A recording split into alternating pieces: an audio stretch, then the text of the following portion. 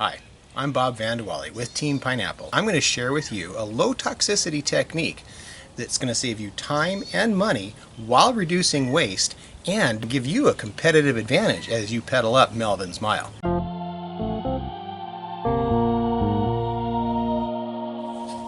If you've been building kinetic sculptures for any length of time, you're already familiar with this tool and this product. You might also be familiar with fabric, glue and paper, building an armature, and if you're super hardcore, fiberglass. Every pound of resin you put on is a pound you're going to be carrying with you for the entire race.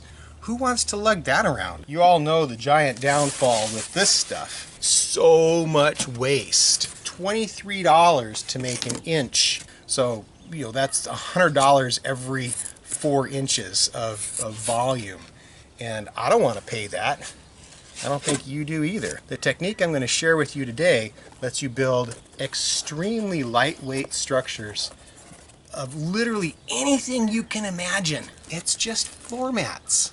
And I can build a giant volumetric object out of that. You do need special products for this. You absolutely have to use the red can of weldwood, and you absolutely have to use PPG gripper. To cut the foam, you're going to want to use a 1-inch box cutter.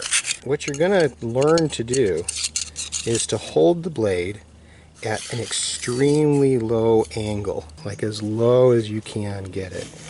And you make a long cut. Because what you're making here when you cut it is you're making a seam. Here, I'll show you what a lot of people try to do. This kind of texture is not fine. The skill you'll develop is to see where 2 planes meet. It's how a garment maker knows where to put the seam. You'll make a model and use it to find these edges to cut the foam and build your sculpture. I'm building a clam. I wrapped the clay model in foil and duct tape to make a skin I can flatten to create the pattern, which I enlarge. After gluing it together, I have a prop I can use in my movie. Let's look at the assembly process. Transfer the pattern to the foam and cut out the pieces.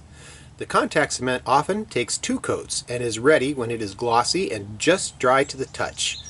Align edges carefully and slowly close up the gaps. To prevent the sun from destroying your seams, finish with fabric wetted in gripper primer. You'll make scrap, but it's much easier to manage than the pink foam microplastics. Your sculptures will be lighter, curvier, and cheaper than whatever technique you're using now. If you're interested in learning more about this technique, drop a comment on this video or look me up on Facebook.